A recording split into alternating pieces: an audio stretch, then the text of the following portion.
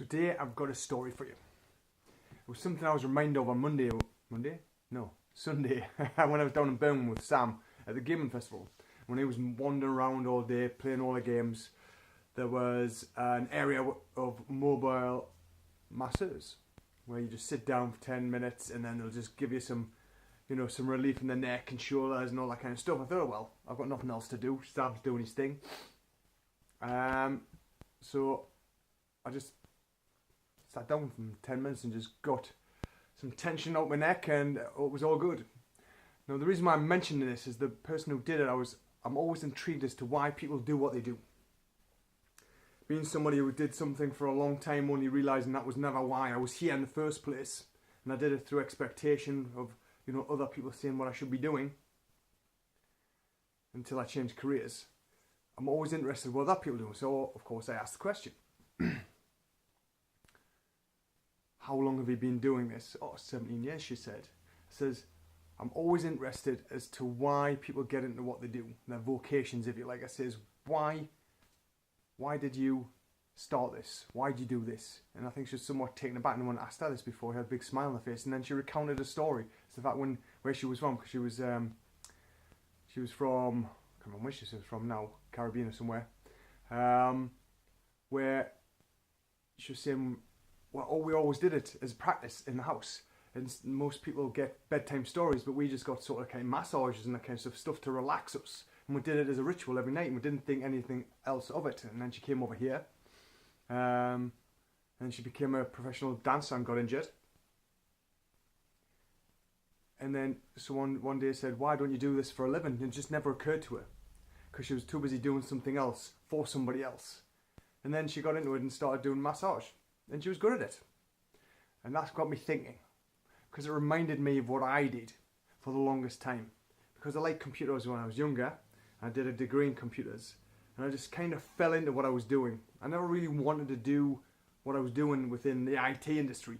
And then I went IT contracting. I created my own business where I could supply my own services to companies, because I didn't like being stuck in one place. And then once I got out of that industry, after I set up a business in 1999, and I got out of it in 2010, so it was 11 years. I was talking to somebody I met back in the day in 1999. He said, oh, what are you doing with yourself? I hadn't seen him for ages. He lived down in London.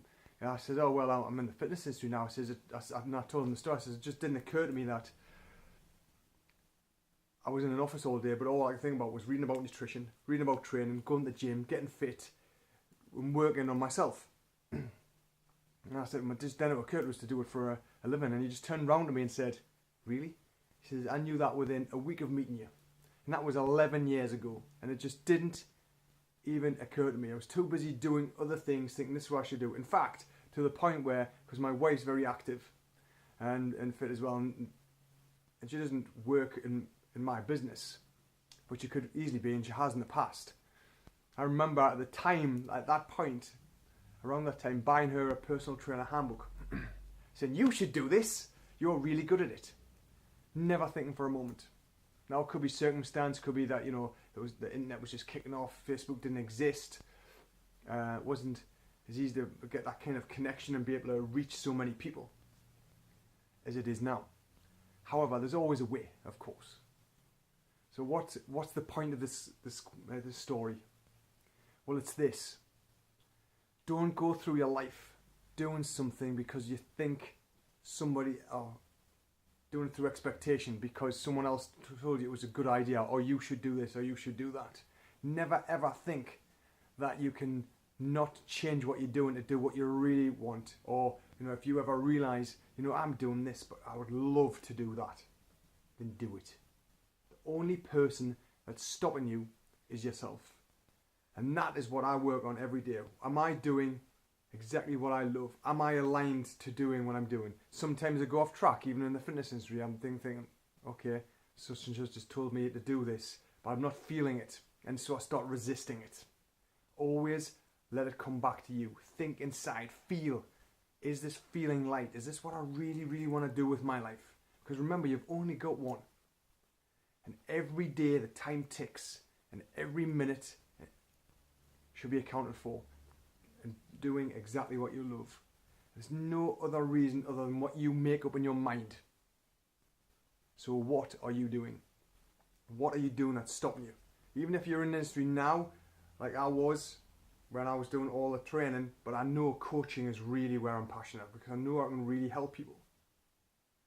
So I get to align with that and see what's going on between these two lugs and my head, of course, and everybody else's. That's what I'm really passionate about because that's what stops people moving forwards. So if you've got any questions about this, if you're doing one thing but you'd really want to do something else, and you want to know how I did it, then get in touch. I'd love to help you and have a conversation. Until tomorrow, take care.